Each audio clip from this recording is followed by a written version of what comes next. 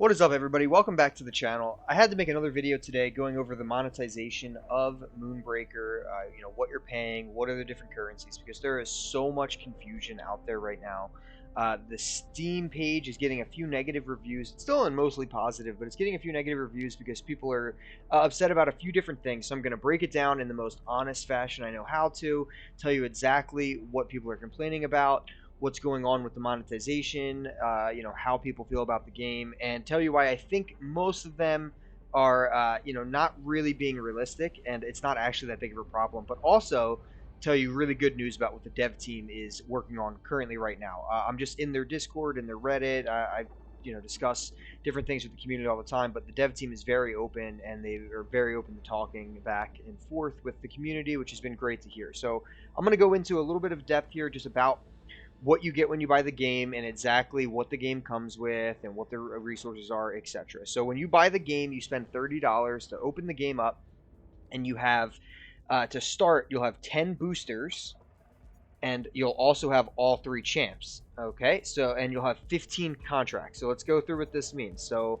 when you open the game, if you go to collection, if you go to store right away, you can go to the store. You'll be able to. You start with Extilier. All you have to do is go to the store, hit claim Astra, claim Zax. There you have all three champions. So you have all three of the main captains of the game, and you'll come with 10 crew members as well. And you'll have that set. You also have 10 booster packs. You'll hit open boosters, or up here you can hit, and then hit open, and there'll be booster packs here. You'll then open these booster packs and get random other crew members. You might have some repeats that you already had. You might have brand new ones.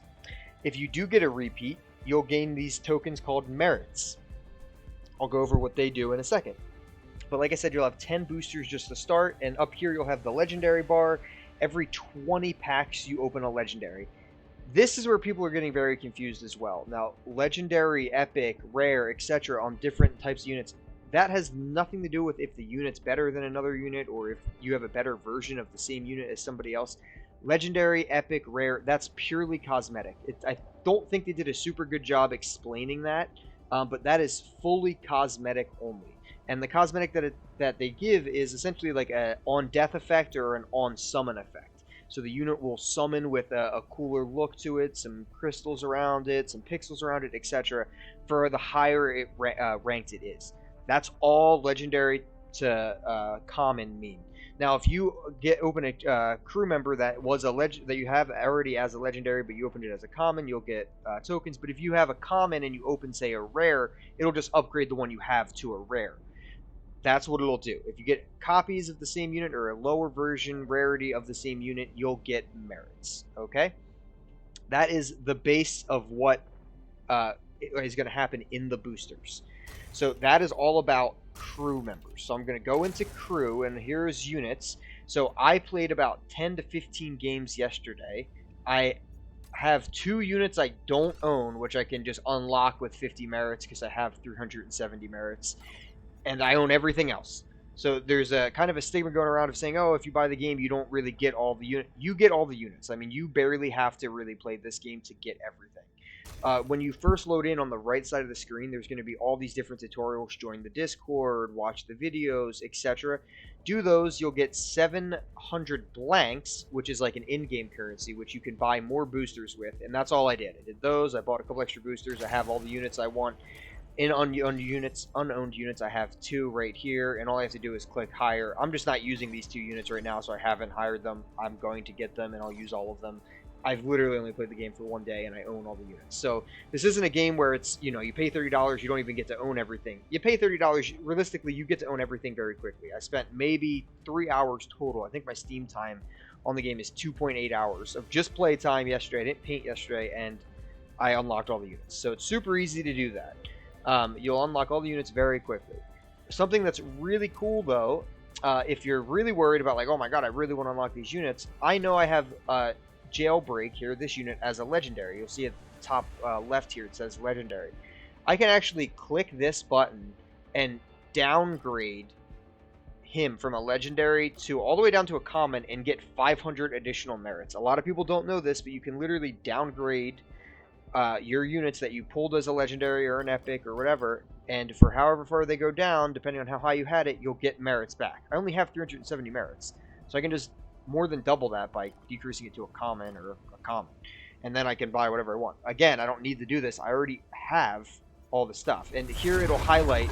That's what it looks like since he's a legendary. He will come down here and break with crystals. He'll slam with special effect. That's essentially what the units are doing. And if you look at a unit that I have as a common, their summon won't be as epic looking, and the fall won't be as epic looking. That's literally what the cosmetics do for this game as far as rarity of these units. So with that, you should be able to unlock all the units very, very quickly. Okay, so that explains boosters. That's what a booster is. You can buy those with blanks. Blanks are in-game currency. Merits are used to either, the other thing they are used to do, I should have said this, is to upgrade the unit. So if I want to upgrade this defense thing all the way to a legendary, I have to spend like 1900. Again, this is just cosmetics. It doesn't matter. But if I wanted to upgrade it all the way to legendary, I could by spending that much merits. If you want a really cool effect as he crashes down as opposed to not. That's the only difference. And again, that's all just kind of in the game, sitting here as you will. Do what you want with it. You can also, like I said, buy the units real quick with merits. They're really cheap. They're only 50 merits. You see, you'll get all the units. On what I'm trying to say is all the units you will have. So people who are saying you don't even unlock all the units by buying the game, I played for 2 hours. I unlocked more than enough to get all the units. You will get all the units. Now, when you're playing the game, there's obviously versus player and versus AI. I went over both of these in a previous video, but there's a cargo run mode, which is kind of like a little roguelike 5-battle simulation mode. This costs a contract, so you have to spend. It's kind of like a draft mode, if you would, from like Legends of Runeterra or Hearthstone. Like an arena, you have to spend something to get into it, and you'll get rewards from it. That's kind of how they're using the mode right now.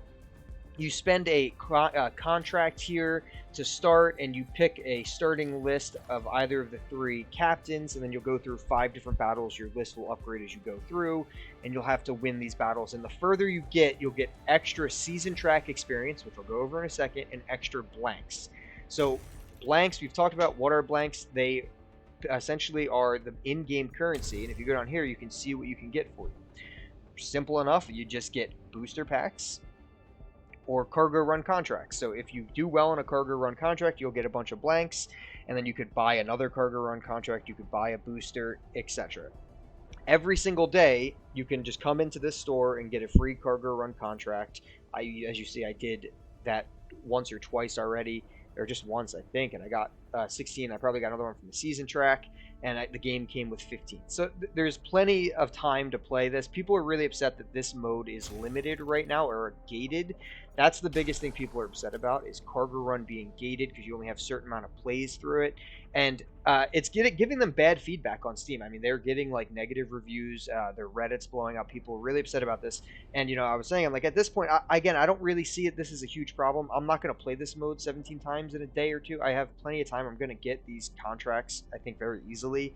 But I don't really fully understand why it needs to be gated. Their reasoning was to kind of keep the PvP pool healthy, and to, I don't know, they gave a few different reasons that I really wasn't fully buying.